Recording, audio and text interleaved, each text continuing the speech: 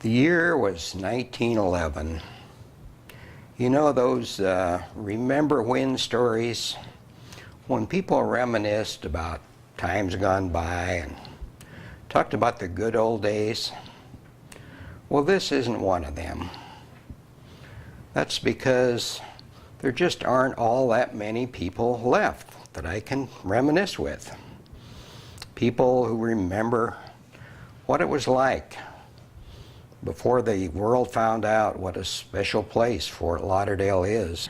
As a child, I have so many great memories of growing up in Fort Lauderdale and in South Florida. Spent hours and hours each day on the beach, playing in the sand, and picnics on the beach with my family, and going to famous hamburger joints and diners that we are so famous in Fort Lauderdale.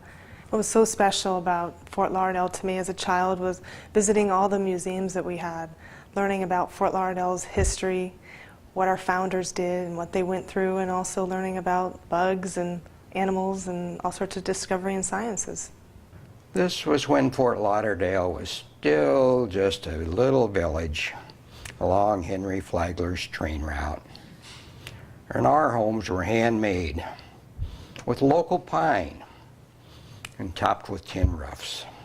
We have to. It's our obligation as residents and citizens of Fort Lauderdale to preserve our rich history and educate the young and our future generations about our history and our founding fathers, where our city has been and where it has grown to today.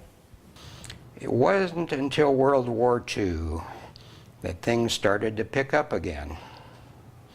That's when we got the big military installations in Port Everglades. And when those servicemen saw what we had, well, you couldn't get them to leave after that. The Historical Society is such an important and vital organization in the city of Fort Lauderdale. Its purpose is to bring our rich history to life and to preserve it for current and future generations to come. The Historical Society educates thousands of children every year that come through our campus, and before they do, it's part of their curriculum. We work with the local schools to make what we do here at the History Center part of their learning in their schools, and then it culminates with a field trip here to the Historical Society, and they learn about our history, and they visit our 5 buildings, the oldest buildings that we have standing in Fort Lauderdale, and they reminisce about the school life and the history of the hotel and all the other buildings that stand on our campus. So it's very important that we educate the young, because those children are really the key to our future.